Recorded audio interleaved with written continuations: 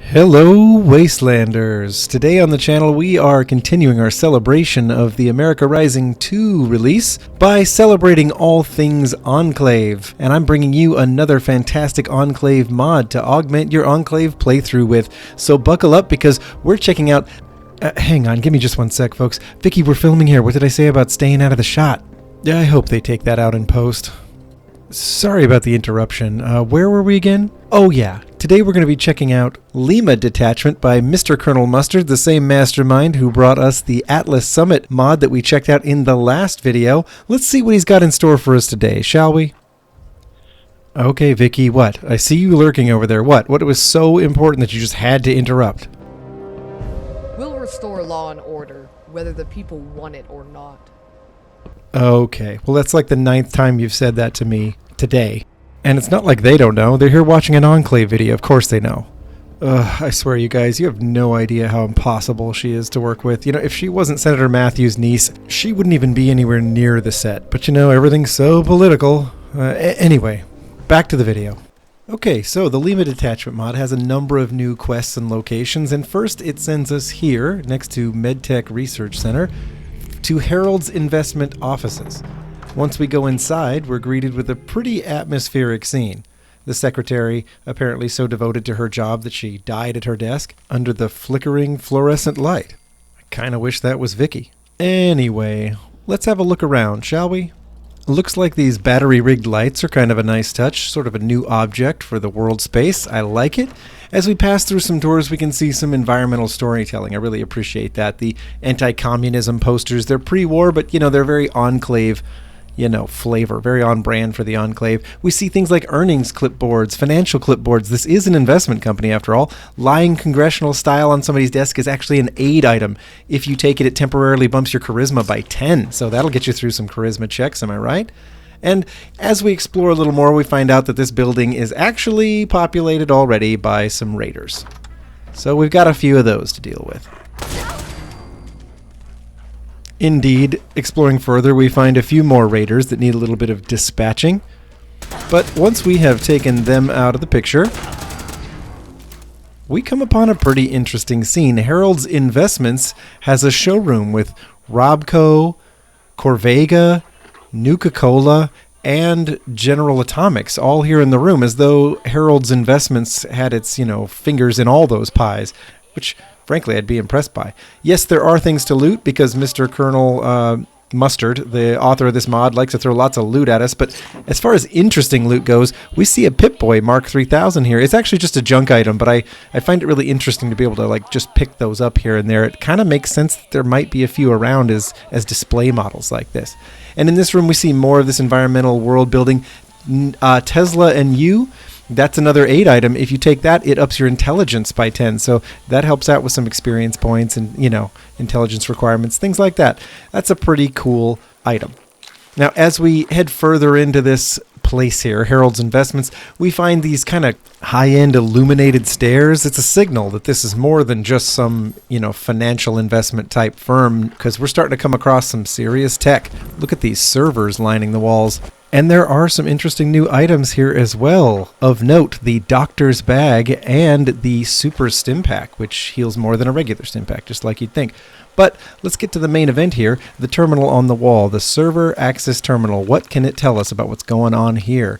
In the maintenance logs, there are complaints about how Poseidon Energy took over the lease, and we know Poseidon's in cahoots with the Enclave based on the Atlas Summit mod by Mr.ColonelMustard that we reviewed in the last video. Anyway, they took over the lease, and they seem to install something below the servers. We flip this room breaker panel that reveals a hatch leading to something below this building. It's all very cloak and dagger, very Enclave, so we're checking that out next. Once we're through the hatch, a rough-cut tunnel is revealed in the rock around us. Now, the tunnel itself isn't that interesting, except for one thing. This, I don't know, bronze statue's arm sticking out of the wall of the tunnel, as if some statue were buried here. That's kind of freaky. But really, the focus here is the bunker up ahead. It looks pretty dilapidated, pretty disused, but it's also full of so much lootable stuff. And this feels like a good time to mention that if you like loot, you are going to like this mod. But before we get to any of that, let's open up this security door and dispatch with the ghoulified denizens within.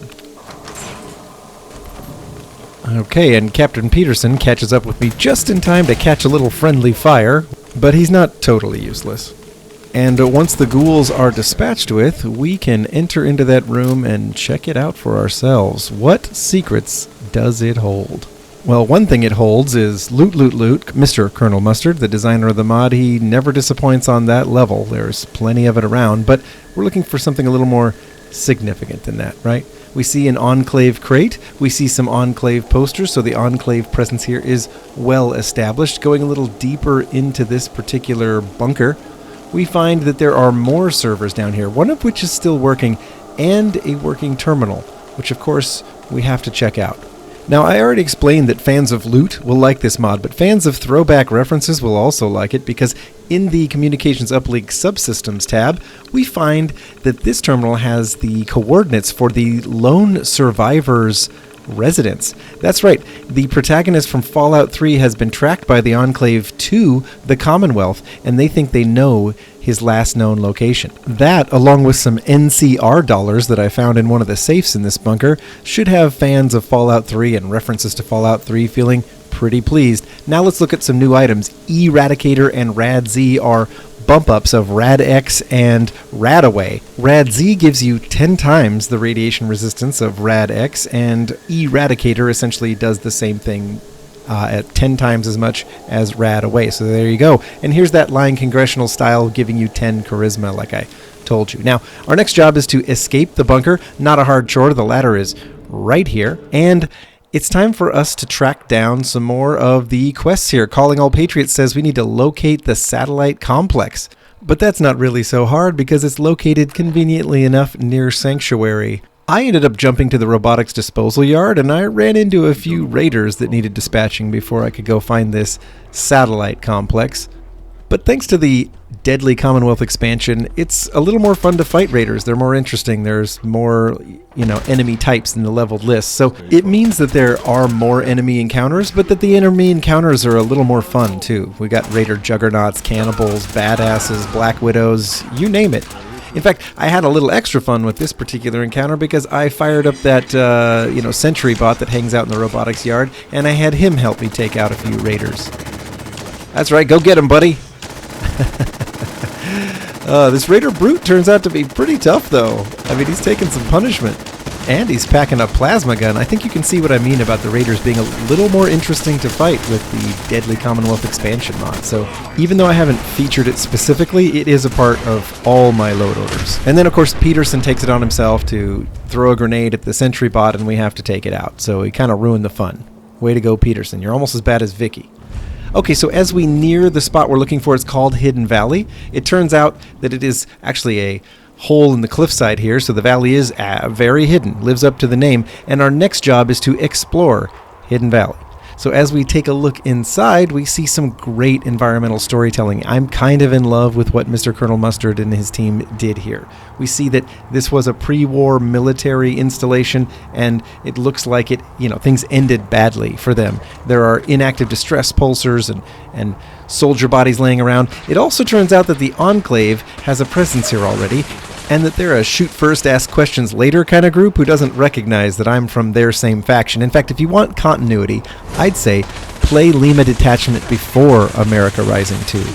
That way, having to fight your way through the Enclave on occasion doesn't feel a little off. But that's okay. I was kind of spoiling for a fight, and fighting guys in XO1 power armor is a pretty good scrap. That said, they're using Gatling lasers with the red laser beams, and, guys, you need to step it up to the Enclave version of the Gatling laser with the yellow beams. Let me show you what I'm talking about, fellas. This is how it's done. Okay, and now that those guys are out of the way, we're free to kind of inspect things at our leisure. Now, not every building is going to hold some kind of revelation, but there is a lot of loot to grab around, and there is some, storytelling going on here, so if you like picking up stuff, you're going to have plenty of it. Okay, inactive distress pulsar. As I said, clearly this military group that was in place here was having a bad time of it at the end of the war. Looks like we found ourselves a U.S. Army soldier here in T-51 armor with U.S. Army paint on it. I love this. And as we look at him, he's ghoulified or he's a corpse or he's both. I'm not sure if they were trying to say that he was a soldier who had stayed alive as a ghoul for a while, or if that was their way of putting a corpse in the power armor. In either case, I like having a little story being told here. We can loot the T-51. We can loot this cool Remnant X-01 armor if we want. There's lots of loot around. We see some, U.S. Army stuff in this APC, but probably the most significant thing you'll want to grab while you're here is this Enclave Operations Manual that gives you energy weapons inflicting 5% more critical damage permanently. You will find 10 of those around here. National Guard Barracks, we're going to investigate those first. There are a lot of buildings for us to check out. We're just going to arbitrarily pick this one. Now, there doesn't seem to be a lot to see at first. As we come in here, there's not a lot of action. There are a few rad roaches, things like that. We do find this U.S. Army General outfit, and we find that there is an Enclave trooper here who wants to kind of start some stuff with us. Now, his aim is terrible, so I'm kind of nonchalant about taking him out. This is a Penetrating Institute rifle. It just ignores some damage resistance. Nothing too fancy. Okay, now, as we go through a maintenance tunnel, we find that there is some more to this place, including more enemies. And we run into some kind of fun new stuff here, so check this out. In addition to Enclave soldiers in power armor, go get him, Peterson. Take him out. Pull your weight, buddy. There is also somebody new. Look at this Enclave scientist coming at Peterson with some kind of weird weapon here. That looks like fun, doesn't it? So if we check that out, it turns out that it is a stunning cattle prod.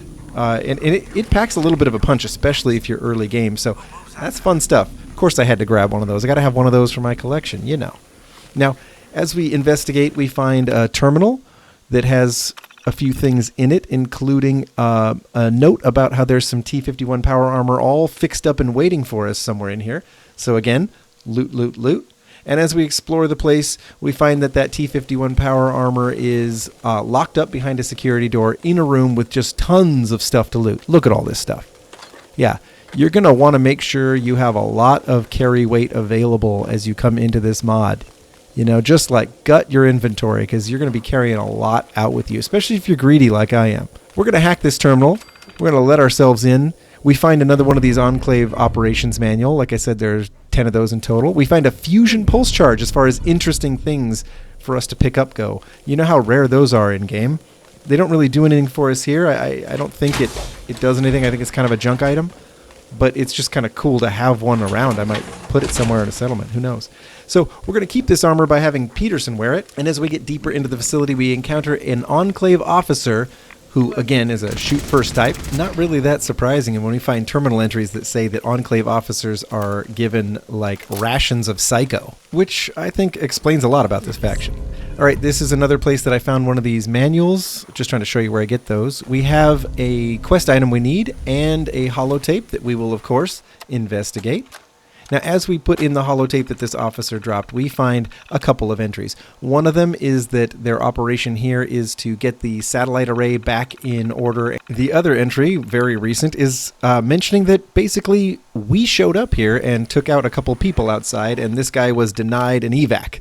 So he's just going to try to handle it himself. Well, we know how that turned out. Upon examining the terminal, we find that it turns out the satellite systems here are more or less functioning. After 200 years, I can't even get a phone to last like 3 years, so I guess they don't build them like they used to.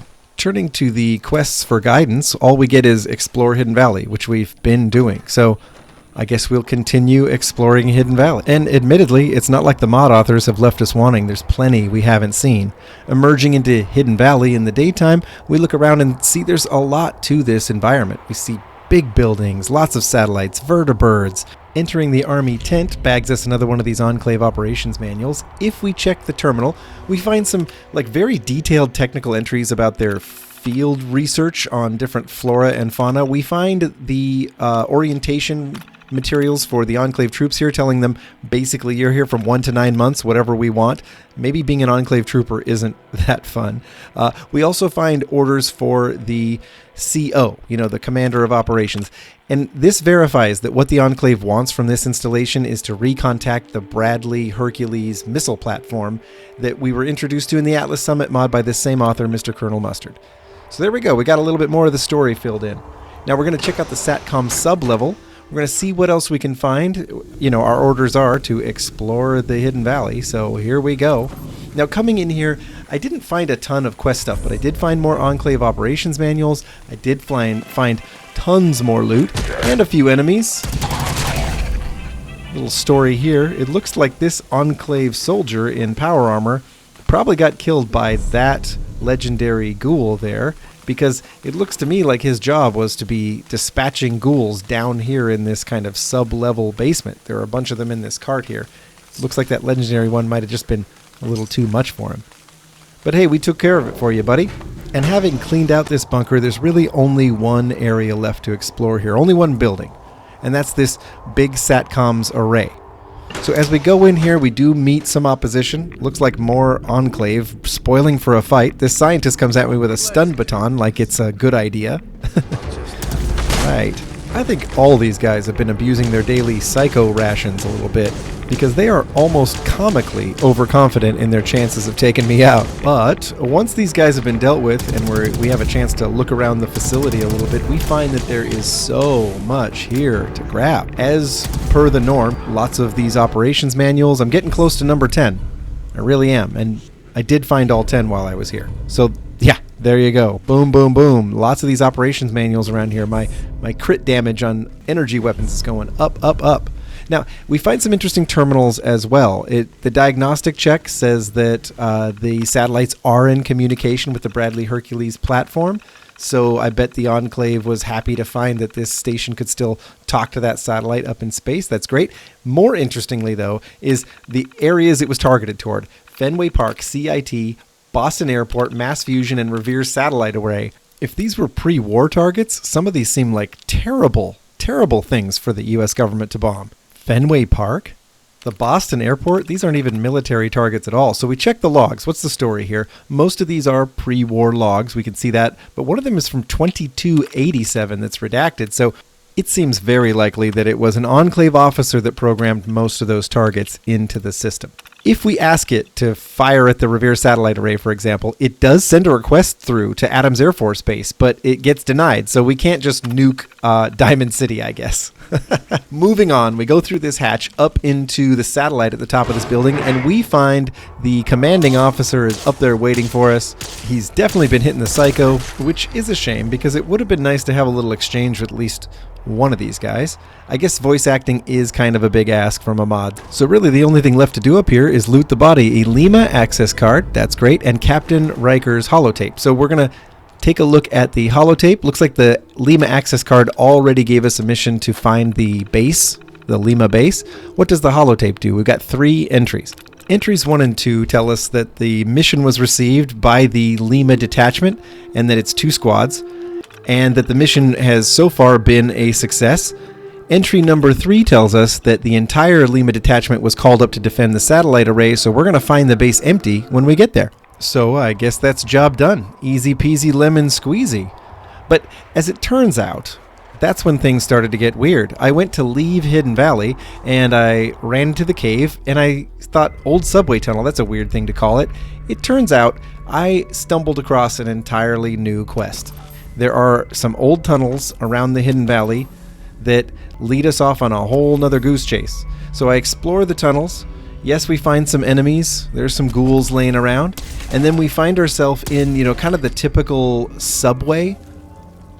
But there are a number of doors, different paths we could try to go through, but that are locked. And it's a little hard to tell what we're supposed to even be doing here. So I investigated the area a little bit. There's a Pulowski Preservation Center I didn't know how to get into. I can't seem to get into that door at all. There is a military installment here behind this barricade. There's some stuff we can loot. They've got a bunch of big old bombs. I'm not really sure what this is all about. And then Over here is a gate that requires a key. I don't know what's behind it. It's opposite the U.S. military guys and their whole bunker holdout. I'm not sure. So we go through this door to investigate. There are, some enemies to take out. And if you go down to the end of this hallway, in a cooler, you will find the conductor's train key. So I knew that could get me into this thing. We go down the subway car, and then we find something really strange. It's a bunch of Chinese soldiers, ghoulified, who have apparently been hanging out here for the last 200 years in their own little bachelor pad. Okay, so we take out some of these ghouled Chinese soldiers wearing submariner gear. Right? And if you wanted some submariner hat, submariner uniform, this is your place to score some.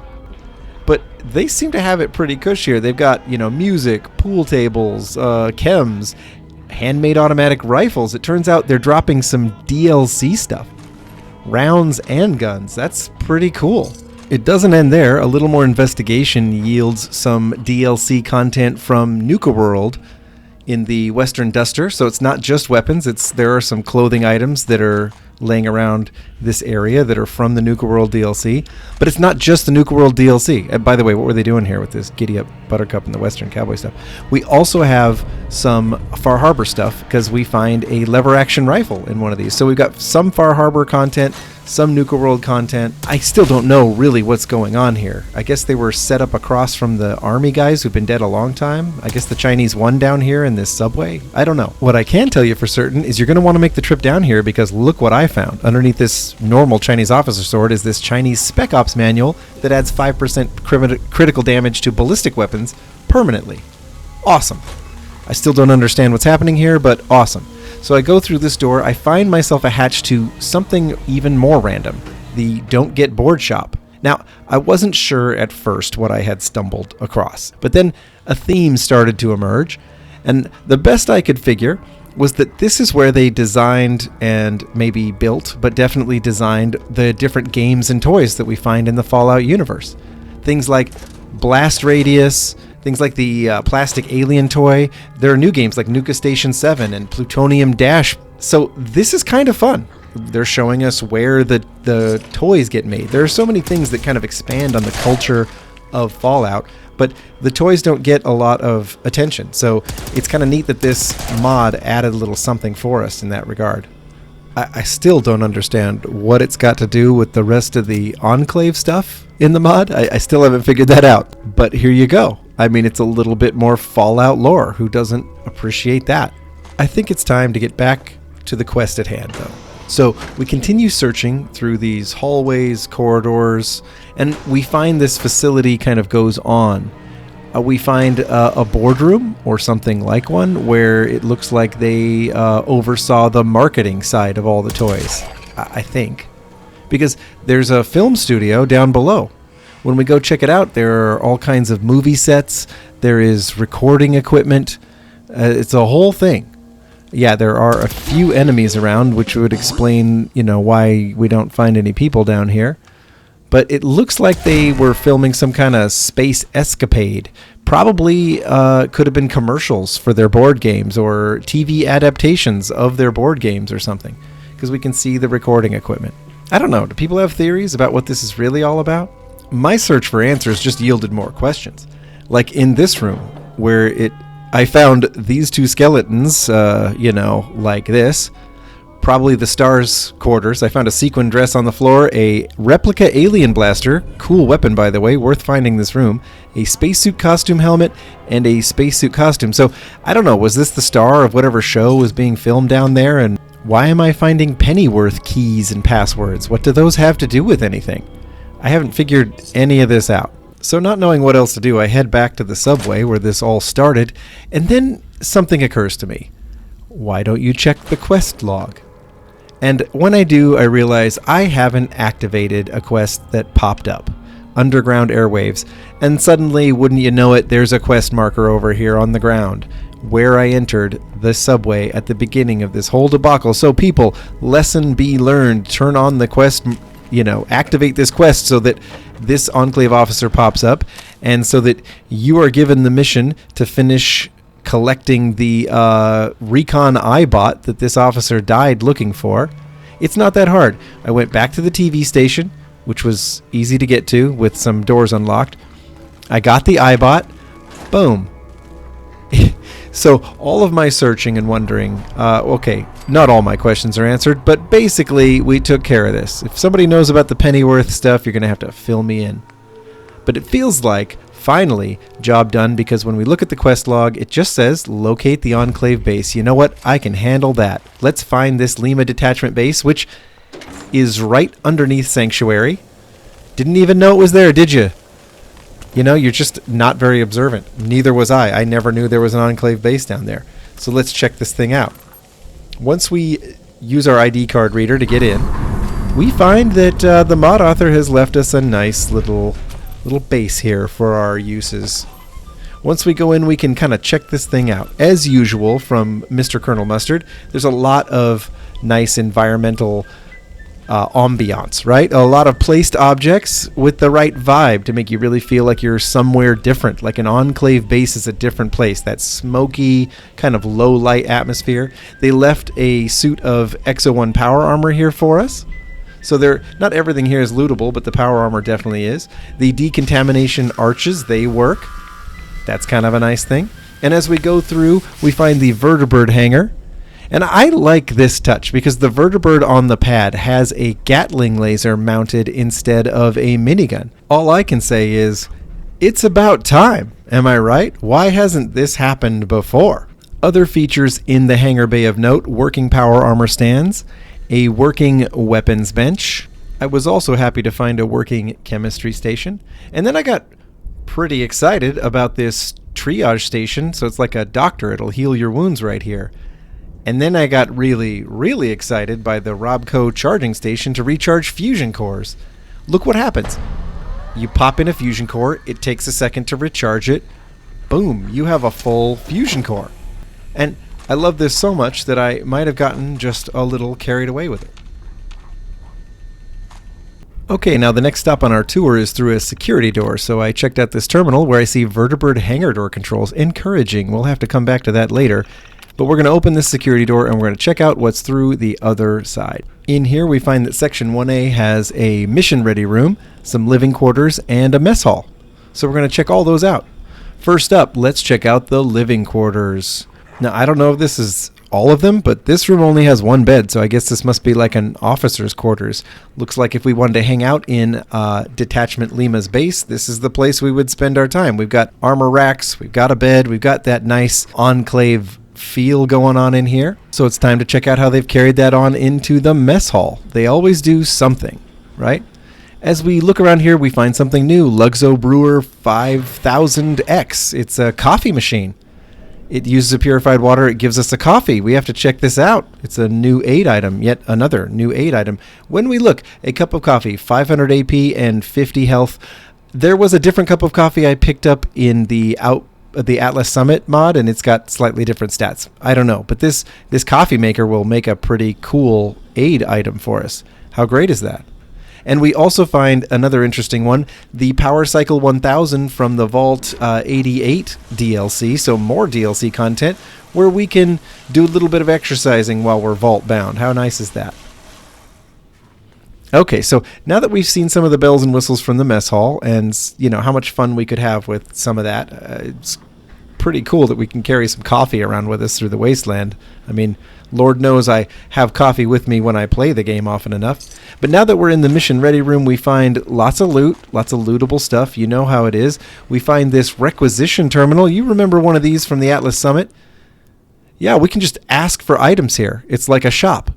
And now, I don't really need any of the vanilla weapons or anything, but medical supplies seems interesting because of all the new aid items. And sure, they're here. Super Simpacts, Doctor's Bags, Eradicator, Rad Z. We've got MREs. We've got Patriotic Pilsners. So if you haven't seen this before, you just basically purchase something, and then the machine spits it out into a locker nearby. So if we back out of the terminal and we look around, sure enough, we should be able to find that locker down there, and there's our order. How cool. Through here, of course, is a staple of the Enclave bases. They all seem to have shooting ranges in them somewhere. This one is no exception. It's not a very fancy shooting range, but here it is for me to play around with. And then last but not least, we find the tactical map. Last time we found one of these, it put all the map points on. This one does something else, something more crucial. Do not skip this tactical map, because when we download its map points, they have new quests on them for us. Locate the Brotherhood Recon Bunker, the NCR crash site, Vault 71. Wow. Here I was, taking my time, strolling around my new base. I didn't even realize there was so much more to do. This mod has so many more quests left. How am I going to get them all handled? I got to get back to the hangar bay. So listen, we have a lot more content to review. I hope you're excited, because I definitely am. Mods like this one give us so much more to explore in the game, and I'm hoping this vertibird can help us out. So let's check out the terminal and see if it can take us to any of these new quest locations. Vertibird hangar door controls. Off we go! Hangar bay door hydraulic system overloaded. Possible debris blocking hangar. Oh, I get it. Ha ha ha. Sanctuaries parked on top of these hangar doors. Oh, they had me going. I thought I was going to take my new vertibird out there to those quest locations. So I guess not. That means we're going to have to cover those in a future episode, folks. I'm looking forward to that. I hope you are too. If you've been enjoying this content, please like and subscribe. Help my channel grow. Help me keep bringing you new stuff, new mods, new fun. Because that's what this is about. And seriously, did you subscribe yet? Did you hit that notification bell? Because you know I'm making more videos, and I really want you to enjoy those with me. I'm going to go have some fun playing through some more of this mod. I hope you do the same, and I will see you in the next one, everybody.